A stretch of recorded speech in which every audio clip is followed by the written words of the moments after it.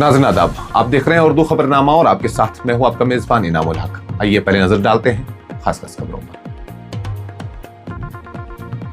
कश्मीर पंडितों की वापसी पर फैसला नई दिल्ली करे।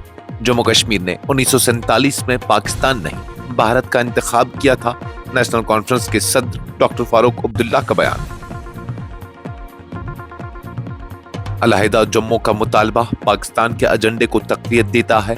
खित्ते की तकसीम मुल्क दुश्मनी के मुतरादिफ है। नायब वज़ीर आला जम्मू कश्मीर सुरेंद्र कुमार चौधरी का बयान।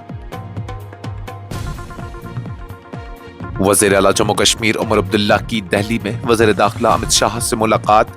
जम्मू कश्मीर से मुतल्लिक अहम अमूर पर तबादला ख्याल। लद्दाख के दारुल हुकूमत लेह में ईरान के हक में मुजाहिरा। आयतुल्लाह अली खामेनी से यकजहती का इजहार। जम्मू कश्मीर में शाबान का चांद नजर नहीं आया। माह शाबान 21 जनवरी से होगा शुरू। शब बारात 3 फरवरी को। मुफ्ती नासिरुल इस्लाम का बयान। यौम जमहूरिया 2026 से कबल वादी में फुल प्रूफ सिक्योरिटी के इंतजामात। डीजीपी जम्मू कश्मीर नलिन प्रभात की आला सतही जायजा मीटिंग। सेहतमंद माशरा ही मजबूत और खुशहाल कौम की बुनियाद है। लेफ्टिनेंट गवर्नर जम्मू कश्मीर मनोज सिन्हा का बयान। श्रीनगर में 180 बिस्तरों पर मुश्तमिल सुपर स्पेशलिटी अस्पताल का संग बुनियाद। तवील तलाश के बाद लापता शख्स की लाश दरियाई जहलम से बरामद। Search operation इख्तिताम पजीर।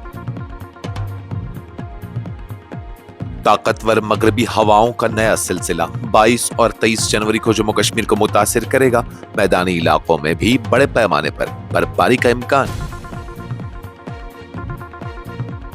काबुल के मसरूफ इलाके में होटल पर धमाका। चीनी शहरी निशाना बने। मुतअद्दिद अफराद हलाक व जख्मी। झूला, पश्मीना और जाफरान। वजीर आज़म नरेंद्र मोदी की जानिब से मुत्तहिदा अरब इमारात के सदर शेख मोहम्मद बिन जायद को रिवायती भारतीय तोहफ़।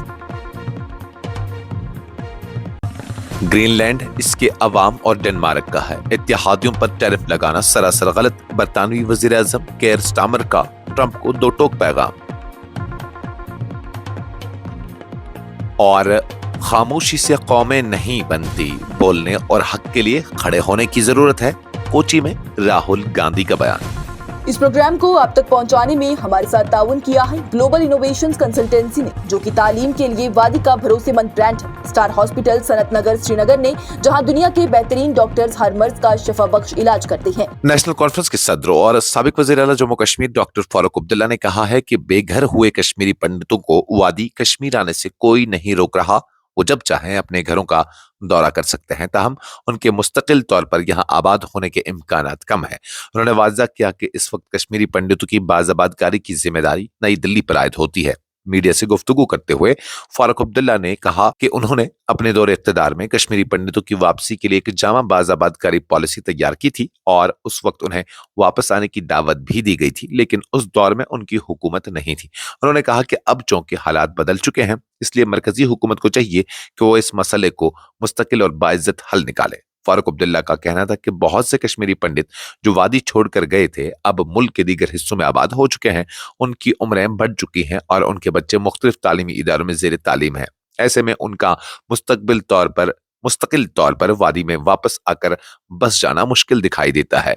अलबत्ता वो बतौर मेहमान या अपने घरों के दौरे के लिए जरूर आ सकते हैं। मुल्क में मजहब के नाम पर फैलाई जा रही नफरत पर तशवीश का इजहार करते हुए उन्होंने कहा कि इंतखाबात जीतने के लिए हिंदुओं और मुसलमानों के दरमियान तकसीम को हवा दी जा रही है, जो मुल्क की गंगा जमनी तहजीब के खिलाफ है। उन्होंने कहा कि भारत तमाम मज़ाहिब और तबकात का मुश्तरका वतन है और इसकी असल पहचान इत्तेहाद में तनु है, मगर बदकिस्मती से कुछ अनासिर मजहब के नाम पर नफरत को फरोग दे रहे हैं। जम्मू कश्मीर के नायब वज़ीर आला सुरेंद्र कुमार चौधरी ने पीर के रोज वाज़ेह अल्फाज में कहा कि जम्मू को अलग रियासत बनाने का मुतालबा दरअसल पाकिस्तान के उस एजेंडे की हिमायत है जिसका मकसद 1947 से जम्मू कश्मीर को तकसीम करना रहा है। उन्होंने कहा कि पाकिस्तान ने हमेशा इस खित्ते को तोड़ने की साजिशें की, मगर वो अपने मज़मूम मकासद में नाकाम रहा। मीडिया से गुफ्तगू करते हुए नायब वज़ीर आला ने کہا کہ جو لوگ جموں کو ایک علیحدہ ریاست بنانے کی بات کر رہے ہیں وہ در حقیقت پاکستان کا پرچم لہرا رہے ہیں نہ کہ بھارت کا۔ انہوں نے کہا کہ پاکستان آزادی کے بعد سے ہی جموں اور کشمیر کو ایک دوسرے سے جدا کرنے کی کوشش کرتا رہا ہے اور دہائیوں تک جاری رہنے والی شورش کے دوران بھی یہی مقصد کار فرما رہا۔ سریندر کمار چودھری نے سخت لہجے میں کہا کہ جو لوگ جموں کشمیر کی وحدت پر یقین نہیں رکھتے ہیں وہ خود کو نہ تو سچا ہندوستانی کہہ سکتے ہیں اور نہ ہی محب وطن۔ ان کا کہنا تھا کہ جو لوگ ملک کی یکجہتی پر یقین رکھتے ہیں وہ یہی چاہتے ہیں کہ جموں کشمیر متحد رہے اور اس کی جغرافیائی و سیاسی سالمیت برقرار رہے۔ جموں کشمیر کے وزیر اعلیٰ عمر عبداللہ نے پیر کے روز نئی دلی میں مرکزی وزیر داخلہ امت شاہ سے ملاقات کی، جس دوران مرکز کے زیر انتظام خطے جموں کشمیر سے متعلق مختلف اہم امور پر تفصیلی گفتگو کی گئی۔ وزیر اعلیٰ کے دفتر کی جانب سے سماجی رابطہ پلیٹ فارم ایکس پر جاری بیان میں کہا گیا کہ عمر عبداللہ نے آج نئی دلی میں وزیر داخلہ امت شاہ سے ملاقات کی۔ بیان میں کہا گیا کہ اس ملاقات کے دوران جموں کشمیر سے جڑے کئی اہم مسائل اور انتظامی امور زیر بحث آئے۔ اگرچہ ملاقات کی تفصیلات ظاہر نہیں کی گئی تاہم سرکاری ذرائع کے مطابق اس ملاقات کو جموں کشمیر کے مجموعی حالات، انتظامی معاملات اور مرکزی و خطے کے درمیان رابطہ اور تعاون کے تناظر میں اہم قرار دیا جا رہا ہے۔ مبصرین کے مطابق یہ ملاقات ایسے وقت میں ہوئی جب جموں کشمیر سے متعلق متعدد سیاسی اور ترقیاتی امور مرکز کی توجہ کے متقاضی ہیں۔ لداخ کے دارالحکومت لیہ میں پیر کے روز ایران کی حکومت اور اس کے سپریم لیڈر آیت اللہ خامنئی کے حق میں ایک احتجاجی ریلی نکالی گئی جس میں مقامی لوگوں نے شرکت کر کے ایران کے ساتھ اظہار یکجہتی کیا۔ یہ ریلی انجمن امامیہ لیہ کے زیر اہتمام منعقد کی گئی جس کا مقصد مبینہ عالمی ناانصافیوں کے خلاف آواز بلند کرنا بتایا گیا۔ انجمن امامیہ لیہ کے نائب صدر شیخ نذیر احمد شریفی نے اس موقع پر میڈیا سے گفتگو کرتے ہوئے کہا کہ ایران کا انقلاب انسانیت اور امن کے لیے تھا تاہم امریکہ اور اسرائیل اس انقلاب کو برداشت نہیں کر سکے۔ انہوں نے کہا کہ لداخ میں اس جلوس کا مقصد بھی ناانصافی کے خلاف احتجاج کی روایت کو برقرار رکھنا ہے۔ ان کا کہنا تھا کہ بھارت کے ایران کے ساتھ ہمیشہ خوشگوار تعلقات رہے ہیں اور بھارتی حکومت کو چاہیے کہ وہ امریکہ کی جانب سے کی جانے والی زیادتیوں کا نوٹس لے اور اس کے خلاف آواز اٹھائے۔ جموں کشمیر کے گرینڈ مفتی ناصر الاسلام فاروقی نے پیر کی شام اعلان کیا کہ ریاست کے کسی بھی حصے میں ماہ شعبان المعظم 1947 ہجری کا چاند نظر آنے کی کوئی مستند یا قابل اعتماد شہادت موصول نہیں ہوئی، جس کے بعد ماہ شعبان بدھ 21 جنوری سے شروع ہوگا۔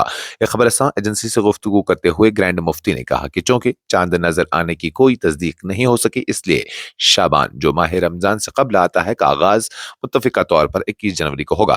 انہوں نے مزید کہا کہ اسی حساب سے شب برات جو شعبان کی 14 اور 15 تاریخ کی درمیانی شب کو منائی جاتی ہے 3 فروری 2026 کی شب کو ہوگی۔ مفتی ناصر الاسلام نے کہا کہ ماہ شعبان کو اسلامی تقویم میں خصوصی اہمیت حاصل ہے کیونکہ یہ بابرکت ماہ رمضان کی تیاری کا مہینہ سمجھا جاتا ہے۔ انہوں نے کہا کہ اس مہینے میں عبادات میں اضافہ، توبہ و استغفار اور روحانی اصلاح پر خصوصی توجہ دی جاتی ہے۔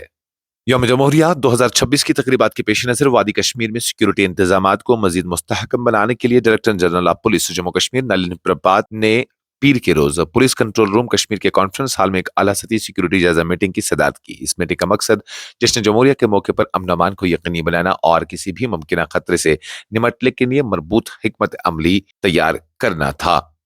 لیفٹیننٹ گورنر جموں کشمیر منوج سنہا نے پیر کے روز سری نگر میں میراز ہیلتھ کیئر اسپتال کا سنگ بنیاد رکھا اور کہا کہ صحت کا مضبوط نظام ہی ایک مستحکم، متحرک اور خوشحال معاشرے کی اصل بنیاد ہوتا ہے۔ انہوں نے اس موقع پر کہا کہ صحت کے شعبے میں نجی سرمایہ کاری نہ صرف پائیدار قومی ترقی کے لیے ناگزیر ہے بلکہ یہ معاشرے کے لیے ایک مضبوط سہارا بھی ثابت ہوتی ہے۔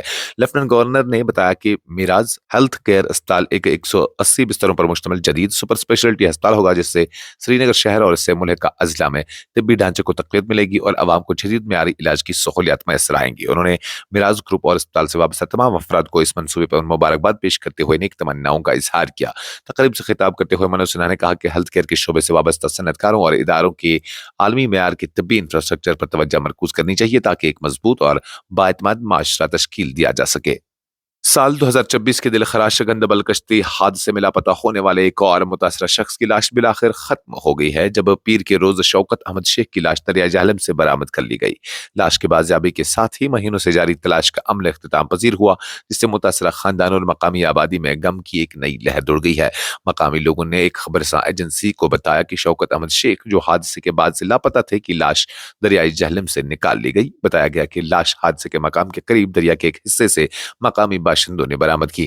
واضح ہے کہ لاش کی تلاش کے لیے اس سے قبل میرین کمانڈوز مارکوس کے ماہر غوطہ خوروں نے SDRF کی کوئک رسپانس ٹیم کے تعاون سے کئی دنوں تک وسیع پیمانے پر پانی کے اندر سرچ آپریشن انجام دیا تھا، تاہم ان کارروائیوں کے دوران لاش کا سراغ نہیں مل سکا تھا۔ گندبل کشتی حادثہ جس میں بچوں سمیت 8 افراد جان سے ہاتھ دھو بیٹھے تھے، سری نگر کی حالیہ کشتی حادثات میں سے ایک المناک واقعہ قرار دیا جا رہا ہے۔ جموں کشمیر میں 22 اور 23 جنوری کو ایک طاقتور مغربی سلسلہ ہوائیں اثر انداز ہونے جا رہا ہے، جس کے نتیجے میں خطے بھر میں شدید موسمی سرگرمی متوقع ہے۔ ماہرین موسمیات کے مطابق اس مغربی سلسلے کا آغاز 22 جنوری کی صبح یا دوپہر سے بالائی علاقوں میں ہوگا، تاہم 22 جنوری کی رات تک جموں کشمیر کے بیشتر حصے بارش اور برفباری کی لپیٹ میں آ جائیں گے۔ موسمی ماڈلز کے مطابق اگرچہ گزشتہ 2 دنوں میں بارش اور برفباری کی شدت کے حوالے سے معمولی فرق دیکھنے کو ملا ہے، تاہم مجموعی طور پر اشارے واضح ہیں کہ خطے میں ایک مضبوط اور اثر انگیز سردی کی لہر متوقع ہے۔ درجہ حرارت برفباری کے لیے انتہائی موزوں رہنے اور بارش و برفباری کے درمیانی سے شدید ہونے کے امکانات کے باعث میدانی علاقوں میں بھی بڑے پیمانے پر برفباری کا قوی امکان ظاہر کیا جا رہا ہے۔ خاص طور پر 22 جنوری کی رات کو شدید برفباری متوقع ہے۔ افغانستان کے دارالحکومت کابل میں پیر کے روز ایک ہوٹل میں زوردار دھماکے کے نتیجے میں کئی افراد ہلاک جبکہ متعدد زخمی ہو گئے۔ یہ واقعہ شہر کے شاہر نو علاقے میں پیش آیا، جہاں سیکیورٹی ذرائع کے مطابق دھماکے کا ہدف چینی شہری تھے۔ مقامی میڈیا ٹولو نیوز نے سیکیورٹی حکام کے حوالے سے بتایا کہ ہلاکتوں اور زخمیوں کی حتمی تعداد تاحال ظاہر نہیں کی گئی۔ رپورٹس کے مطابق دھماکے کی نوعیت اور اس کی وجوہات فی الحال واضح نہیں ہو سکی، جبکہ سیکیورٹی اداروں کی جانب سے ابھی تک کوئی تفصیلی سرکاری بیان جاری نہیں کیا گیا۔ کابل سیکیورٹی کمانڈر کے ترجمان خالد زدران نے social media platform X پر واقعے کی تصدیق کرتے ہوئے کہا کہ کابل کے چوتھے ضلع میں فلاور اسٹریٹ شہر نو کے ایک ہوٹل میں دھماکہ ہوا، جس کے نتیجے میں جانی نقصان ہوا ہے۔ وزیر اعظم نریندر مودی نے متحدہ عرب امارات کے صدر شیخ محمد بن زائد ال نہیان اور ان کے اہل خانہ کا لوک کلیان مارگ واقعہ اپنی رہائش گاہ پر پرتپاک استقبال کیا، جہاں دونوں رہنماؤں کے درمیان خیر سگالی اور باہمی تعلقات کو مزید مضبوط بنانے پر گفتگو ہوئی۔ یہ ملاقات شیخ محمد بن زائد کے بھارت کے سرکاری دورے کے سلسلے میں ہوئی۔ اس موقع پر وزیر اعظم نے اماراتی صدر کو بھارت کی ثقافتی وراثت کی عکاسی کرنے والے خصوصی روایتی تحائف پیش کیے۔ وزیر اعظم نے انہیں گجرات کا ایک شاہانہ کندہ کاری والا لکڑی کا جھولا تحفے میں دیا، جو گجراتی ثقافت میں خاندانی یکجہتی، باہمی گفتگو اور نسل در نسل رشتوں کی علامت سمجھا جاتا ہے۔ یہ تحفہ خاص طور پر اس لیے بھی اہم قرار دیا جا رہا ہے کہ متحدہ عرب امارات نے سال 2026 کو سال خاندان قرار دیا ہے۔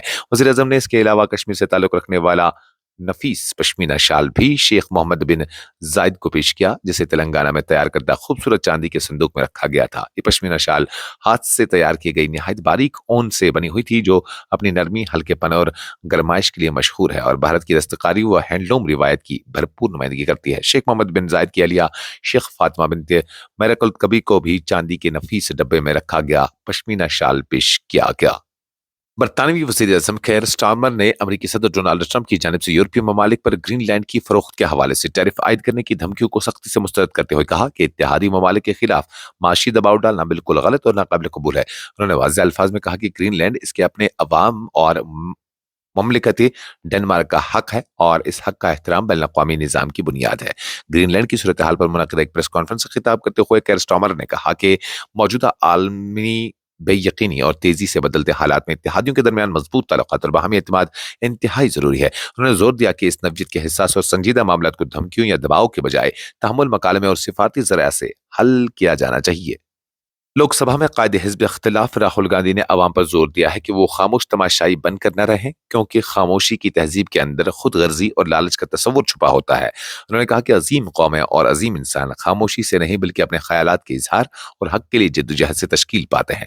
کوچی کے علاقے کلاماسری میں منعقدہ ایک تقریب سے خطاب کرتے ہوئے راہل گاندھی نے معروف ادیبہ ایم لیلاوتی کو کیرلا پردیش کانگریس کمیٹی کی جانب سے پریادرشنی ادبی ایوارڈ پیش کیا۔ اس موقع پر خطاب میں انہوں نے کہا کہ ملک بھر میں ایسے بے شمار لوگ موجود ہیں جو کسی بات پر یقین رکھتے ہیں مگر اسے کہنے کی ہمت نہیں کرتے، حالانکہ یہی خاموشی ایک ایسی سوچ کو جنم دیتی ہے جس میں انسان صرف اپنے مفاد تک محدود ہو جاتا ہے۔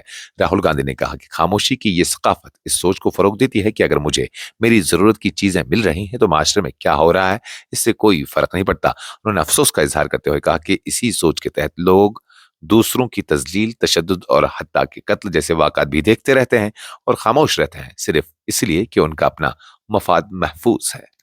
اس خبرنامے میں فی الحال کے لیے اتنا ہی۔ مزید خبروں اور اپڈیٹس کے لیے آپ بنے رہیے نیوز انسائڈر 24/7 کے ساتھ۔